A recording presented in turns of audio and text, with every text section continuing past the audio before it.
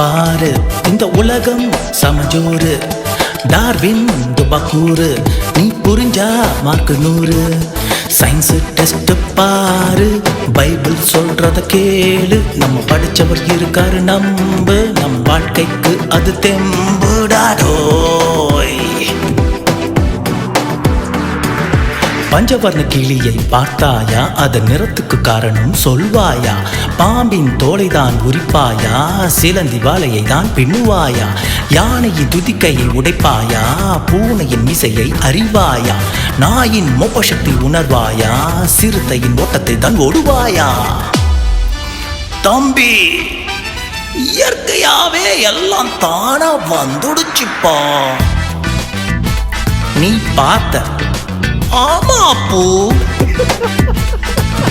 குரங்கில் இருந்து மனிதன் வந்தான் என்பதை தான் நம்புவாயா? உன்னை சுத்தி பாரு, இந்த உலகம் சமஜோறு.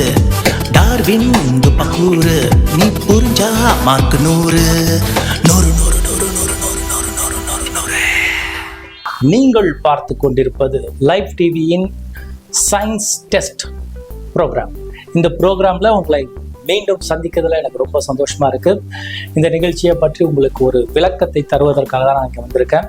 இந்த நிகழ்ச்சியில நம்ம என்ன பேச போறோம், எதை கலந்தாலோசிக்க போறோம் அப்படின்றத பார்த்தீங்கன்னா, படைப்பா பரிணாமமா நம்முடைய வாழ்க்கை, இந்த வாழ்க்கை நம்ம வாழ்கின்ற வாழ்க்கை கடவுளால் கொடுக்கப்பட்ட படைப்பா, இல்லை உலகத்தார் சொல்லக்கூடிய பரிணாம வளர்ச்சினால வந்த ஒரு விளக்கமா, அதை பற்றி தான் பார்க்க போகிறோம். அதுக்கு முன்பாக ஒரு சின்ன கதை போகலாம்.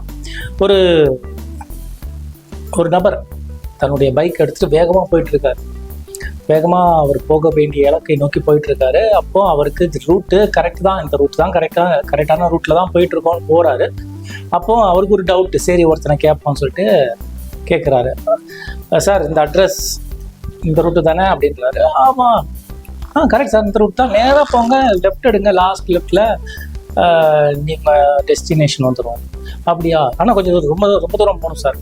ஓகே, கொஞ்சம் தூரம் போனதும் போயினே இருக்கோமே, ரொம்ப நேரமாக ஆயிடுச்சேன்னு சொல்லிட்டு இன்னொருத்தரை கூப்பிட்டு கேட்டோம். இதுவா சார், நேராக போங்க, அதான் ரைட்டு, நீங்கள் ரைட் லாஸ்ட்டில் ரைட் எடுத்தீங்கன்னா அதான். என்னடா அவன் முன்னாடி லெஃப்ட்டுன்னா இவன் ரைட்டுன்றாரே, கொஞ்சம் ஆனால் ஸ்ட்ரைட் அதே ரோட்டில் தான் போகணுன்றாங்க. சரி, அப்படியே ஒரு மனக்குழப்பத்தில் அப்படியே போயிட்டுருக்காரு. 3வது ஒரு நபர் பார்க்குறாரு. அவரை பார்த்து, சரி இந்த அட்ரஸ் கரெக்டாக சார், இப்படி தான் போகணுமா? அவர் பார்த்து சொல்கிறாரு, ஓகே இந்த அட்ரஸா சார், நீங்கள் கரெக்டான ரூட்டில் தான் போகிறீங்க, ஸ்ட்ரைட்டாக போங்க, ஒரு 5 மினிட்ஸ் போனீங்கன்னா ஒரு லெஃப்ட் சைடில் ஒரு மசூதி வரும்.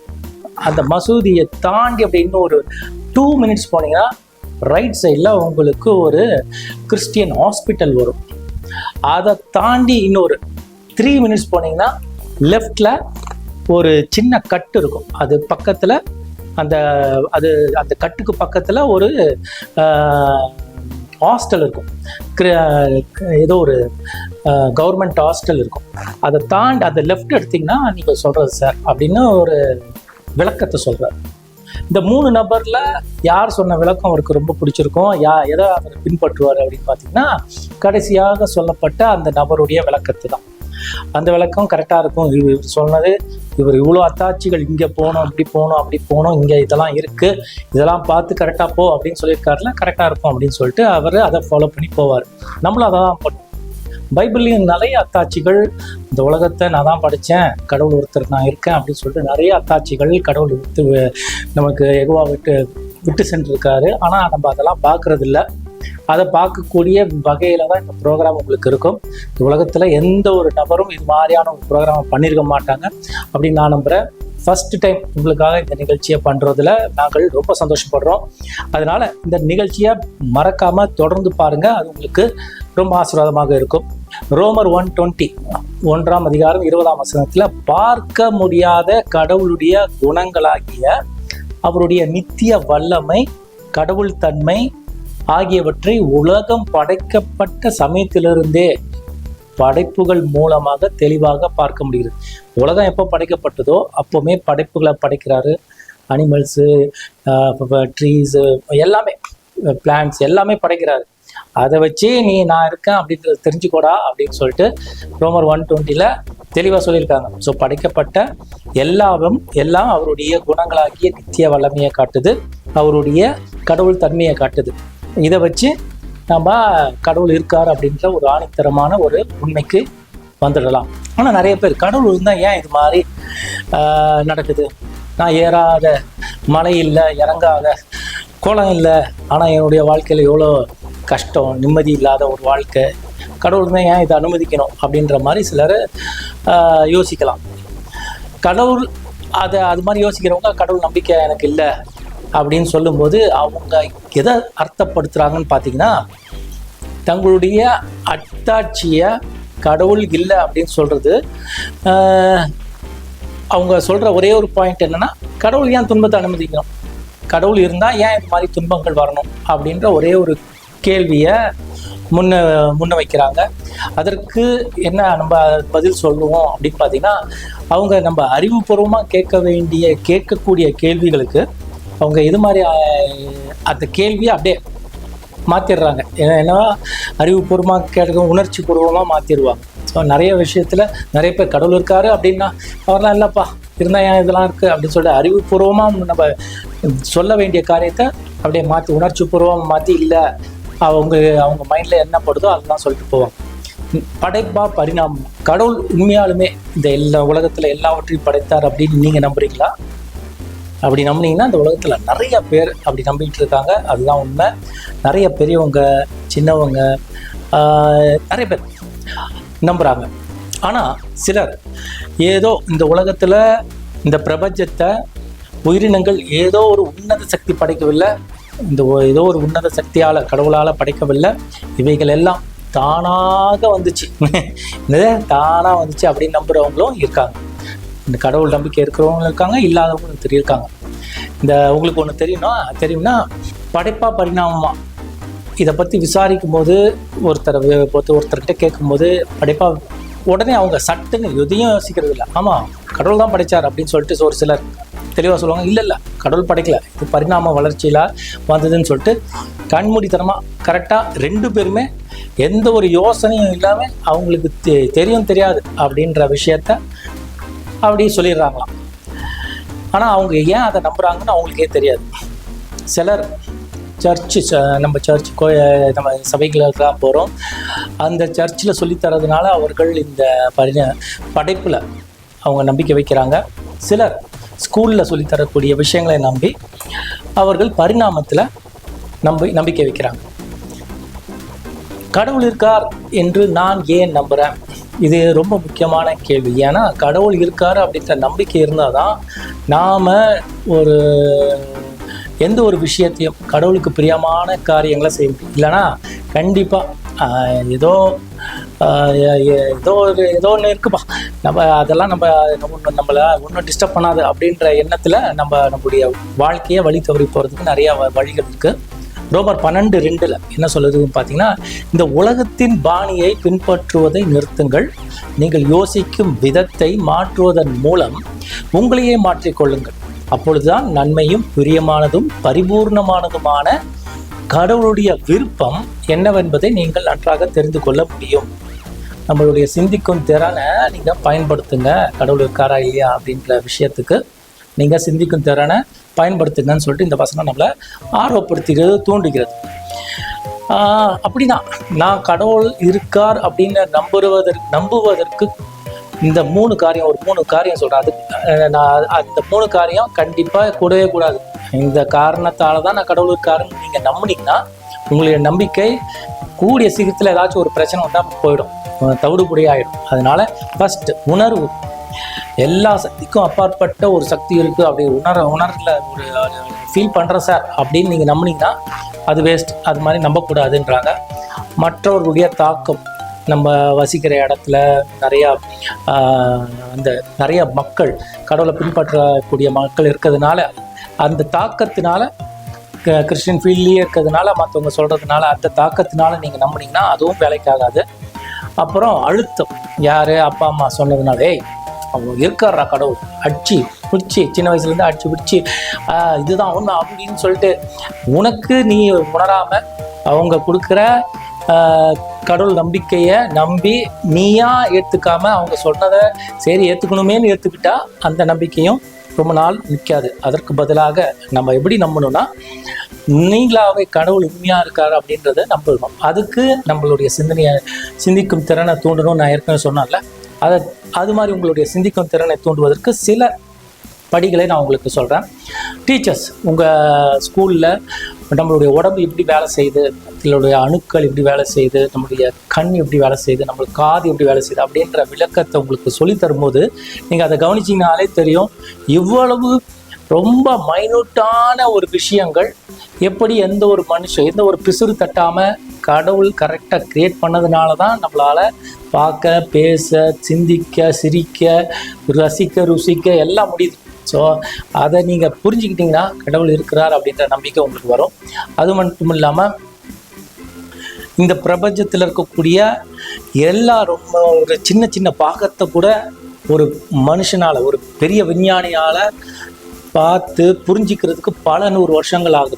இது வரைக்குமே இப்போ நம்ம கண்ணை ஆராய்ச்சி செஞ்சு இப்போ தான் ஒரு விளக்கம் கிடைச்சிருக்கு அவங்களுக்கு. இதை இப்படி தான் வேலை செய்யுது அப்படின்னு சொல்லிட்டு அவ்வளோ ஆராய்ச்சி செஞ்சு அவங்களுக்கு கண்டுபிடிக்கிறதுக்கு இவ்வளோ நாட்கள் ஆகுது.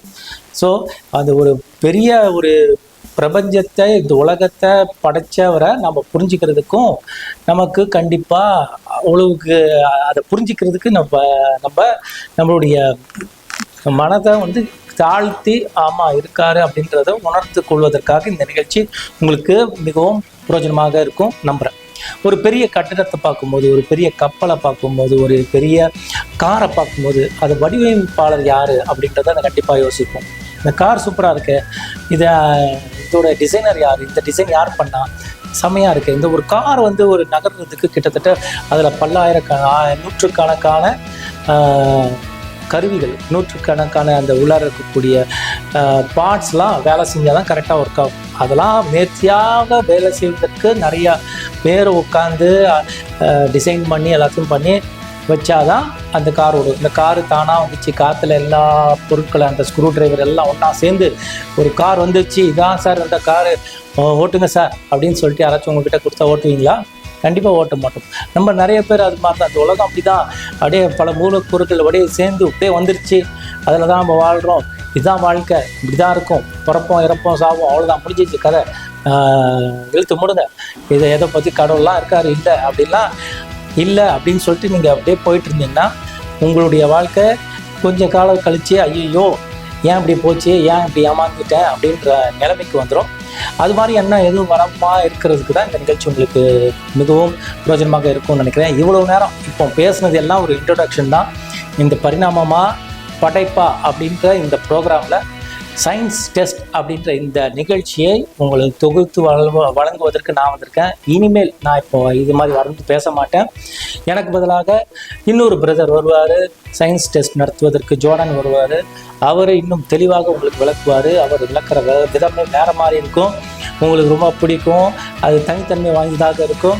ஸோ படைப்பாளர் ஒருத்தர் இருக்கார் அப்படின்னு நான் சொல்லி இந்த நிகழ்ச்சியை இன்ட்ரோடக்ஷனை முடிக்கிறேன். கொஞ்ச நேரத்தில் தம்பி வந்துருவாப்புல, அவர்கிட்ட அவர் பேசுகிறத நீங்கள் சுவாரஸ்யமாக கவனிக்கலாம். இன்ட்ரோடக்ஷன் இதோட முடியுது.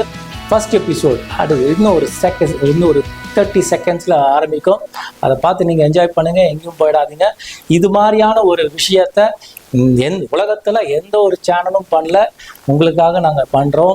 ஸோ தொடர்ந்து பாருங்கள், ஆசீர்வாதத்தை அனுபவி. பில்லி சூன்ய பழக்கம் உயிரை கொல்லும், கடவுளுக்கு பிரியமில்லாத காரியத்தை தவிர்ப்பீர். இப்போ நீங்கள் பார்த்துக்கிட்டு இருக்கிறது சயின்ஸ் டெஸ்ட் நிகழ்ச்சி. இவ்வளோ நேரம் ஒரு இன்ட்ரோவை கேட்டு வந்திருப்பீங்க. இன்ட்ரோடக்ஷன் முடிஞ்ச பிறகு இப்போ நீங்கள் எபிசோடுக்கு வந்திருக்கீங்க. உங்களை மீண்டும் சந்திக்கிறதுல எனக்கு ரொம்ப சந்தோஷமாக இருக்குது. ஓகே, நம்ம நேரடியாக நிகழ்ச்சிக்கு போகலாம். இந்த நிகழ்ச்சியில் இப்போ நான் தனியாக நின்று பேசிகிட்டு இருந்தால் ரொம்ப நல்லா இருக்காது அப்படின்னு சொல்லிட்டு ரொம்ப யோசிச்சு, யாருமே நினச்சி கூட பார்த்துருக்க மாட்டாங்க இது மாதிரியான ஒரு ப்ரோக்ராம் வரும் அப்படின்னு சொல்லிட்டு, செய்ய முடியும் அப்படின்னு சொல்லிட்டு, அதை இப்போ உங்களுக்காக இந்த நிகழ்ச்சியின் மூலமாக செஞ்சு காட்டுறதுல எங்களுக்கு ரொம்ப சந்தோஷமாக இருக்குது. நாங்கள் இப்போ ஒரு மிஷன் கண்டுபிடிச்சிருக்கோம். அதுக்கு முன்பாக நம்ம இந்த நிகழ்ச்சியில் யாரை கூப்பிட்டு பேசினா நல்லாயிருக்கும் அப்படின்றத யோசித்து பார்க்கலாம். ஃபஸ்ட் ஆபிரகாமை கூப்பிட்டு பக்கத்தில் நின்று வந்து பேசினா பைபிள் கேரக்டர் ஆபிரகாம். ஆனால் நிறைய படம் வந்திருக்கு, அதனால அவர் கூப்பிட்டா நல்லா இருக்காது.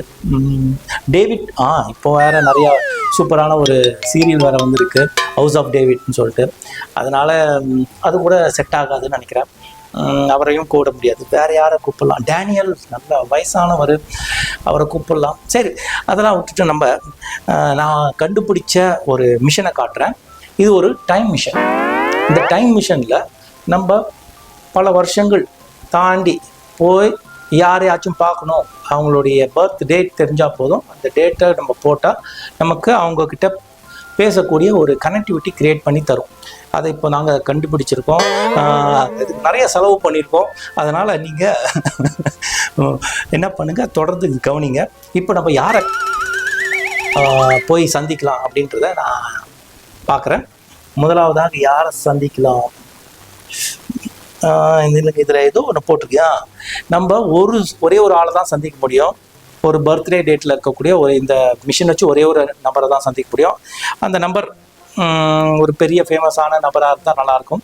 அதனால் பார்ப்போம். கம்ப்யூட்டர் ஜி ஒரு 150 வருஷம், ஒரு இந்த இயர்லேருந்து ஒரு 150 இயர்ஸ் பின்னாடி இருக்கக்கூடிய ஒரு terrific scientist or tragic scientist, ஏதோ ஒரு சயின்டிஸ்ட். ஓகே, பர்த்டேஸ் 150 இயர்ஸா போட்டிருக்கேன். ஓகே, கிடச்சிருச்சு. 1809 1809 இந்த வருஷத்தில் நிறையா சயின்டிஸ்ட் இருக்கிறாங்க, நோபல் ப்ரைஸஸ் வாங்கியிருக்காங்க. ஓகே, ஒரு குறிப்பிட்ட வருஷத்தில் நிறையா வாங்கியிருக்காங்கன்னு. அதே மாதிரி ஒரே ஒரு நாள் 2 பேர் பிறந்திருக்காங்க. February 12, 1809 இயர், 1809 வருஷத்தில் February 12 2 சயின்டிஸ்ட் பிறந்திருக்காங்க. ஸோ ஒரு கல்ல 2 மாங்காய், ஒரே டேட்டில் 2 பேர் பிறந்திருக்காங்கப்பா. அந்த டேட்டுக்கு நம்ம போக போகிறோம். போயிட்டு அவங்க யாருன்னு பார்க்கலாம், அவங்கள கனெக்ட் பண்ண முடியுதான்னு பார்ப்போம். ஃபஸ்ட்டு ஒரு ஆள் கனெக்ட் பண்ணி பார்க்குறேன். கனெக்ஷன் கிரியேட் ஆகுது. Super. Okay got it. Okay, connect ஆயிடுச்சுன்னு நினைக்கிறேன். கனெக்ட் ஆயிடுச்சு. Hello, What's wrong with you guys? This is Abraham Lincoln. Why are you disturbing me? It's really pathetic, man. What do you want? Dora இங்கிலீஷ்லாம் பேசுது. We have connected to Abraham Lincoln. Abraham Lincoln-க்கு connect பண்ணிக்கோ. 16th President of United States. Wow. I am extremely sorry, sir. I am calling from India. Yeah, I want to talk to some scientist for my program, sir. I am not a scientist. உண்மையான நல்ல சயின்டிஸ்டா பார்த்து கூப்பிட்டு பேசுங்க sir. I can't be able to talk 30 seconds in this connectivity, you know. Please go with someone else.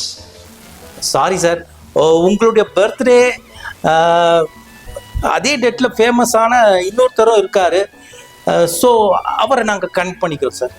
ஆமாம், என் பர்த்டேல பிறந்தா இன்னொரு scientist தான், same டேட்லியா? Oh my God,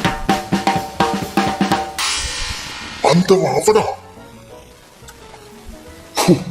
He is not a Patakar, he is tobacco. He is a tobacco man. But people will enjoy it. என்னப்பா இவர் ஒரு பெரிய விஞ்ஞானியாக இருப்பாருன்னு பார்த்தா அவர் அப்பாட்டக்கராக இருப்பாருன்னு பார்த்தா சரியான டுபாக்கூராக இருப்பாருன்னு சொல்லிட்டு போகிறாரு. ஆனால் வியூவர்ஸ் எல்லாம் நல்லா என்ஜாய் பண்ணுவாங்கன்றாரு. ஆபிரகாம் லிங்கன் பிறந்த அதே டேட்டில் பிறந்த இன்னொரு சயின்டிஸ்ட். ஓகே, அவரை போய் நம்ம பார்ப்போம். அதுக்கு முன்னாடி அவரை பார்க்குறதுக்கு இன்னும் ஒரு 5 மினிட்ஸ் எடுக்கும். ஏன்னா இப்போ தான் கனெக்ஷன் டிஸ்கனெக்ட் ஆகிடுச்சு. ஆபிரகாம் கிட்ட பேசணும் ஒரு சில வார்த்தைகள். சரி, அதுக்கு முன்பாக அவருடைய அவரை பற்றி சில விஷயங்களை நம்ம பார்த்துக்கலாம். இன்னும் ஒரு 2 minutes கனெக்ட் ஆகிடும். நம்ம அந்த செகண்ட் நம்பர் அவர் அப்பாட்டக்கரா டுபாக்குறான்னு தெரில, அவரை நம்ம சந்திக்க போகிறோம். அதுக்கு முன்னாடி இந்த ஆபிரகாம் லிங்கன் இருக்கிறதுல எல்லா பிரசிடென்ட்டோட இவர் தான் மிக உயர்ந்த மனிதர் அப்படின்னு சொல்லலாம். ஏன்னா 6.4 feet இவர், 193 சென்டிமீட்டர் இவருடைய ஹைட்டு. அவருக்கு அடுத்தபடியாக இருக்கிறவர் இப்போ இருக்கார்ல அவர் டொனால்ட் ட்ரம்ப், அவர் 190 சென்டிமீட்டர் இருக்காராம். இவர் ஃபஸ்ட்டு இவர் இந்த பிரசிடெண்ட்டை தான் என்ன பண்ணியிருக்காங்க, ஃபோட்டோ பிடிச்சிருக்காங்க. அந்த பதவியேற்பு விழாவில் ஃபோட்டோ பிடிச்சிருக்காங்க. ஃபோட்டோ பிடிக்கும்போது இவரை கொன்ன நபரும் இவர் கூட இருந்து ஃபோட்டோ எடுத்திருக்காரு தான், பார்த்துக்கோங்க. இது ஒரு அற்புதமான ஒரு இது. இவர் ஆபிரகாம் லிங்கன் 1861 1865 வரையும் இந்த இதில் இது பண்ணியிருக்காரு. ஓகே, நம்ம திரும்ப அந்த ட்ராவல் பண்ணுவோம். கனெக்ஷன் கிடைச்சிருச்சு. 1809 February 12. Okay, hello. கனெக்ஷன் கிடைச்சிருச்சுன்னு நினைக்கிறேன். ஹலோ, எங்கள் கனெக்ஷன் எங்கே போச்சே?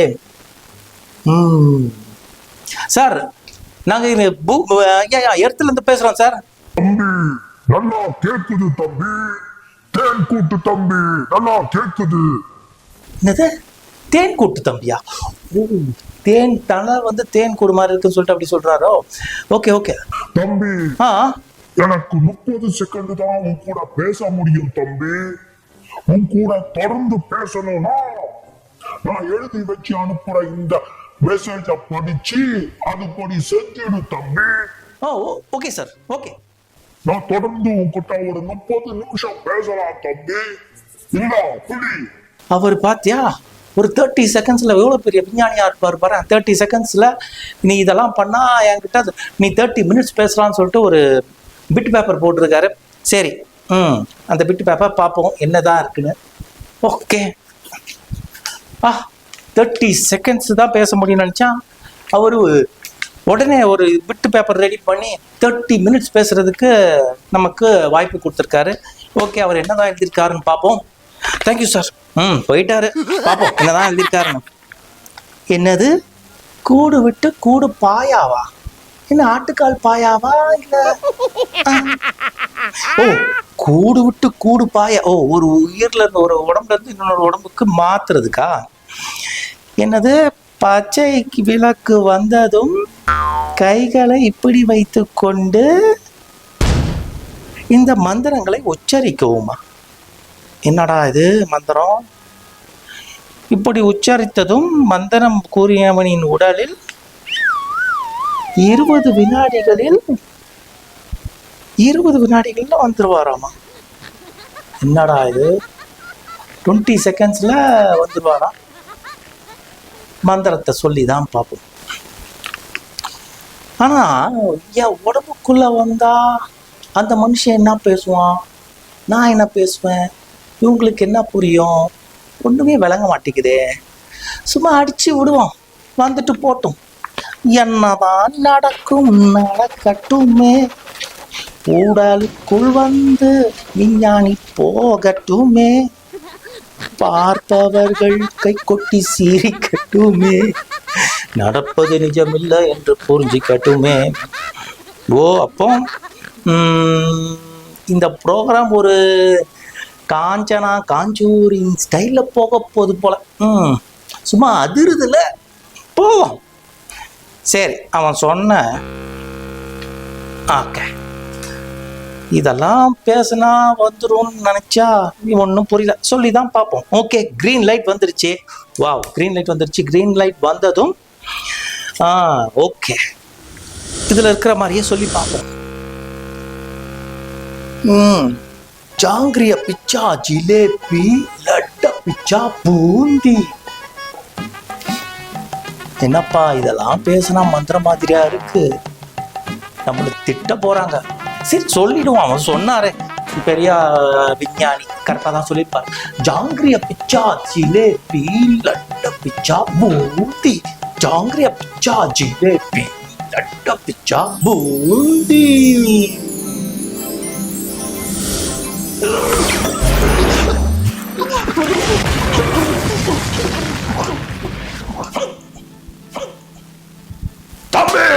தம்பி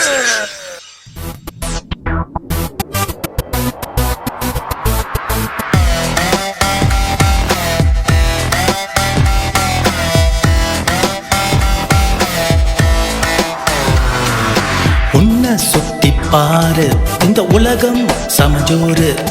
டார்வின் துபாக்கூறு, நீ புரிஞ்சா மார்க்கு 100.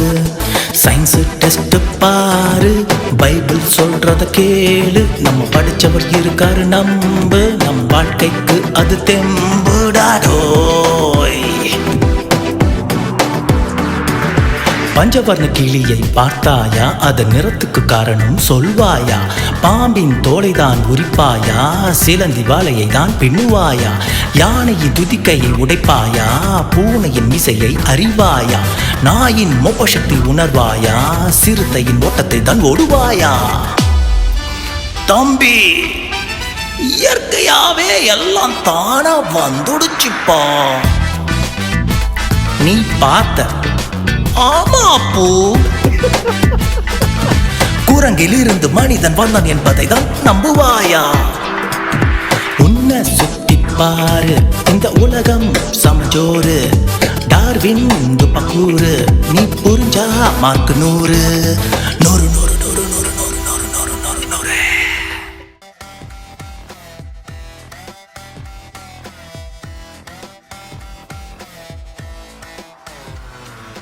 உன்னை சுத்தி பாரு, இந்த உலகம் சமஜோறு.